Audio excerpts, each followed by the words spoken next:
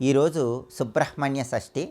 ఈ సందర్భంగా సుబ్రహ్మణ్య స్వామి సంపూర్ణమైన అనుగ్రహం కలిగి కాలసర్పదోషాలు, రాహుకేతు దోషాలు, కుజదోషాలు వీటి తీవ్రతను తగ్గింపజేసుకోవటానికి, సమస్త శుభాలు చేకూరటానికి సుబ్రహ్మణ్య స్వామిని ఏ విధంగా పూజించాలో, ఎలాంటి ద్రవ్యాలతో దేవాలయంలో సుబ్రహ్మణ్య స్వామికి అభిషేకం చేయించుకోవాలో, ఏ ద్రవ్యంతో సుబ్రహ్మణ్య స్వామికి అభిషేకం చేయించుకుంటే ఎలాంటి సత్ఫలితాలు కలుగుతాయో నేటి శుభం లాభం అనే శీర్షికన పరిశీలిద్దాం. ప్రధానంగా సుబ్రహ్మణ్య షష్ఠి సందర్భంగా మీ గృహంలో పూజా మందిరంలో పూజ చేసుకునే పీట మీద 6 ముఖాలతో ఉన్నటువంటి సుబ్రహ్మణ్య స్వామి చిత్రపటాన్ని ఏర్పాటు చేయాలి.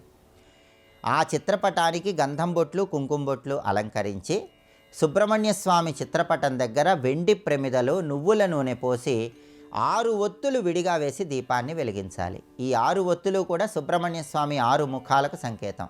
వీలైతే 6 ఎరుపు రంగు ఒత్తులు విడిగా వేసి దీపాన్ని వెలిగిస్తే సంపూర్ణంగా సుబ్రహ్మణ్యుడి అనుగ్రహం కలుగుతుంది.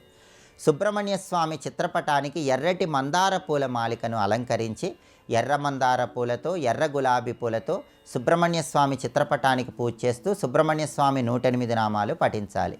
108 నామాలు చదవలేని వాళ్ళు ఓం శరవణ భవాయ నమః అనే మంత్రాన్ని వీలైనన్ని సార్లు పఠించిన సుబ్రహ్మణ్యుడి సంపూర్ణమైన అనుగ్రహం కలుగుతుంది. అలాగే పూజ పూర్తయ్యాక కర్పూర హారతి ఇచ్చి వడపప్పు, పానకము, కందిపప్పుతో చేసిన పదార్థాలు, దానిమ్మ పండు గింజలు వీటిలో ఏవైనా సుబ్రహ్మణ్య స్వామికి నైవేద్యంగా సమర్పించాలి.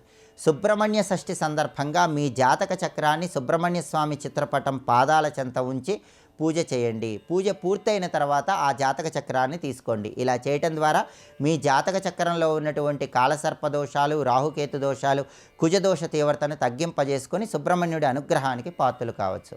అలాగే సుబ్రహ్మణ్య షష్ఠి సందర్భంగా ఒక్కొక్క ద్రవ్యంతో సుబ్రహ్మణ్యుడికి అభిషేకం చేయించుకుంటే ఒక్కొక్క ప్రయోజనం చేకూరుతుంది.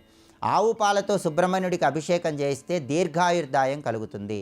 ఆవు పెరుగుతో అభిషేకం చేయిస్తే సంతానపరమైన దోషాలు తొలగిపోతాయి. తేనెతో అభిషేకం చేయిస్తే ఆరోగ్యం సిద్ధిస్తుంది. సంగీత రంగంలో అత్యున్నత స్థాయికి ఎదగవచ్చు. ఆవు నెయ్యితో అభిషేకం చేయిస్తే మోక్షం కలుగుతుంది. పంచదార జలాలతో అభిషేకం చేయిస్తే సర్వ కష్టాలు తొలగిపోతాయి.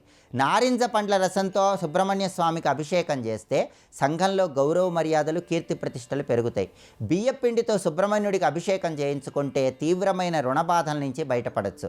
అలాగే కుంకుమ పువ్వు కలిపినటువంటి జలాలతో అభిషేకం చేయించుకుంటే సౌందర్యాన్ని పెంపొందింపజేసుకోవచ్చు. అపమృత్యు దోషాలు తొలగింపజేసుకోవాలంటే నిమ్మపండు రసంతో సుబ్రహ్మణ్య స్వామికి అభిషేకం చేయించుకోవాలి. లేత కొబ్బరి బొండా నీళ్లతో అభిషేకం చేయిస్తే సర్వ సౌఖ్యాలు చేకూరతాయి. ఇలా ఒక్కొక్క ద్రవ్యంతో సుబ్రహ్మణ్య స్వామికి అభిషేకం చేసుకుంటే సుబ్రహ్మణ్య షష్ఠి సందర్భంగా ఒక్కొక్క రకమైన ప్రయోజనం చేకూరుతుంది.